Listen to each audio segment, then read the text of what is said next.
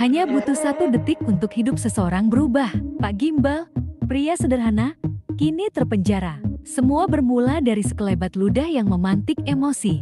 Pak Gimbal dan ludah yang membawa petaka. Pak Gimbal dikenal sebagai pria tenang di kampungnya. Rambut gimbalnya yang khas menjadi ciri unik yang membuatnya mudah diingat. Hari-harinya sederhana, menghabiskan waktu dengan memperbaiki motor orang-orang di bengkel kecil miliknya yang berada di depan rumah. Tidak ada yang menyangka bahwa suatu hari, kehidupan Pak Gimbal akan berubah drastis karena sebuah kejadian yang tampaknya sepele. Pagi itu, matahari bersinar cerah, dan suara mesin motor yang sedang ia servis menjadi irama rutinnya. Tiba-tiba, seorang tetangga, Togar, melintas di depan rumahnya. Togar adalah sosok yang terkenal arogan dan seringkali memandang remeh orang lain. Tanpa alasan yang jelas, saat melewati Pak Gimbal yang tengah fokus bekerja, Togar meludah dengan keras ke tanah, tepat di dekat kaki Pak Gimbal. Togar, apa-apaan kau? Pak Gimbal menghentikan tangannya yang penuh oli. Nada suaranya masih terkendali, tetapi sorot matanya menunjukkan kekesalan yang mulai merayap. Togar hanya menoleh sebentar, lalu tersenyum sinis. Kenapa? Mau marah?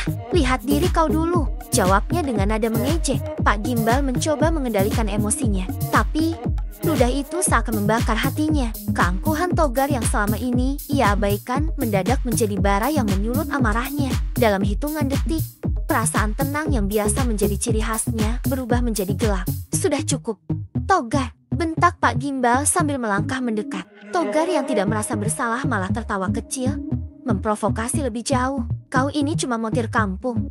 Mau apa coba? Entah apa yang merasuki Pak Gimbal saat itu. Ia mengambil kunci Inggris yang ada di tangannya. Amarah memuncak.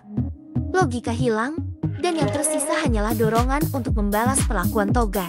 Dalam sekejap, suara keras terdengar, dan tubuh Togar terjatuh ke tanah. Ia tidak bergerak. Pak Gimbal terdiam, napasnya terengah-engah. Tangannya bergetar, dan matanya mulai sadar akan apa yang baru saja terjadi. Togar tidak bergerak sedikit pun.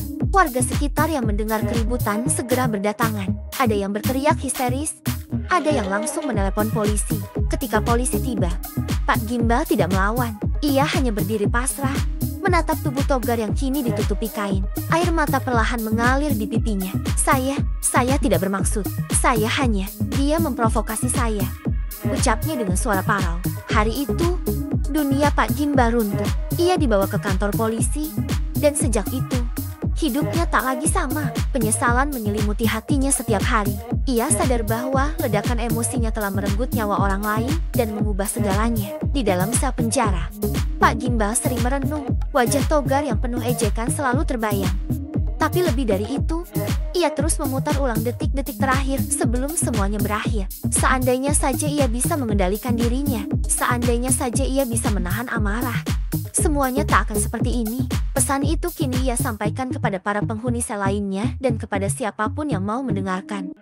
Jangan biarkan emosi menguasai kita. Sesuatu yang kecil bisa jadi petaka besar jika kita tak mampu mengendalikannya. Namun, sesal selalu datang belakangan. Bagi Pak Gimbal, nasi sudah menjadi bubur, dan hidupnya kini hanyalah tentang menerima kenyataan pahit dan berharap akan pengampunan dari Tuhan, dari keluarga Togar, dan dari dirinya sendiri.